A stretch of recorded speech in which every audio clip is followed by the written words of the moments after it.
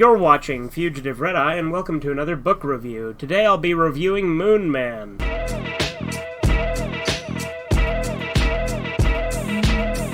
No, not that one. Obviously, this is fucking YouTube. How crazy do you think I am? The Moon Man we'll be reviewing today is Moon Man by Bart Sibrel. It's a book about the moon landing. And as you know, I've dabbled quite a bit in conspiracy theories over the years. It used to be a pretty major part of my channel, actually, back in Gen 1 of the channel. Unfortunately, most of those videos are gone because I deleted a lot of them, but to be fair, a lot of them were not really good videos. They were kind of shit videos I made.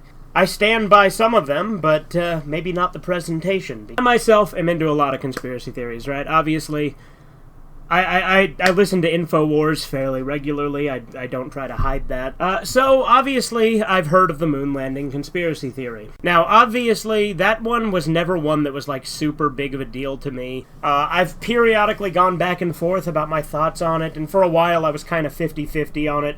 However, there are a couple other ones that are linked to it that I absolutely don't go for. Like, a lot of people into the moon landing stuff also think the Earth is flat. I don't. I think that's stupid. But also, some people think the moon is a fucking hologram. I think that's pretty stupid, too. But not as stupid as the people who think it's a fucking spaceship. I will say, however, listening to this book, because I listened to it on Audible, the things he says, if true, are pretty damning. He has a bunch of video clips that he recommends you look at on his site, and full disclosure, I did not look at any of them because I was listening to this while at work. He does have a couple of documentaries of which some of these clips come from. I actually do plan to watch his 2 documentaries, though, at some point in the future.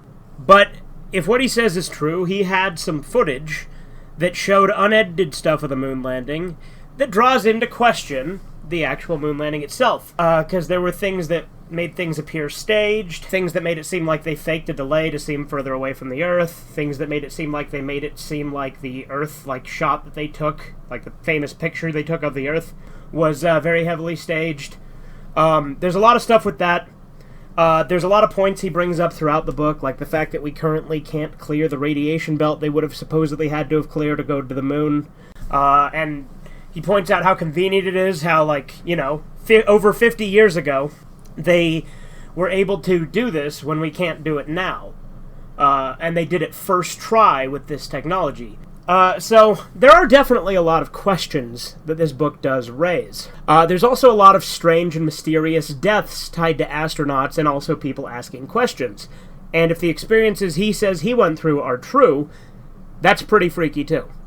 I'm not saying anything definitive about this, but it definitely got me thinking about it. As I said, I've always been kind of 50-50 on the moon landing lately. There was a time where I was, like, full-on into the whole conspiracy theory. Now, I'm definitely leaning more that way, because there is a lot of stuff in this book that does draw questions. But at the end of the day, the moon landing also isn't the biggest thing that I really get into, right? Like, it's not the conspiracy theory that I think is the most important.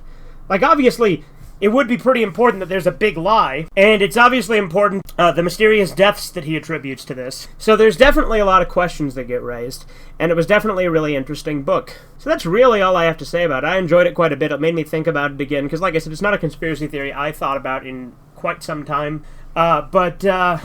Anyway, I enjoyed it. It is what it is. So, you know, if you go into it, you know what you're getting, and it does definitely raise some interesting questions. Absolutely, I'm not saying anything definitive, YouTube, but to be fair, there was an episode of Fact or Fake Paranormal Files where they proved that you could recreate and fake it pretty easily, using stuff that easily could have been available even at the time. So, there is that. There are things that draw questions. So, yeah, that's all I really have to say. I hope you enjoyed. Have a good one. Toodles. What am I watching? I don't know, but I hate it. I'm being bombarded by meat, just like your average Saturday night.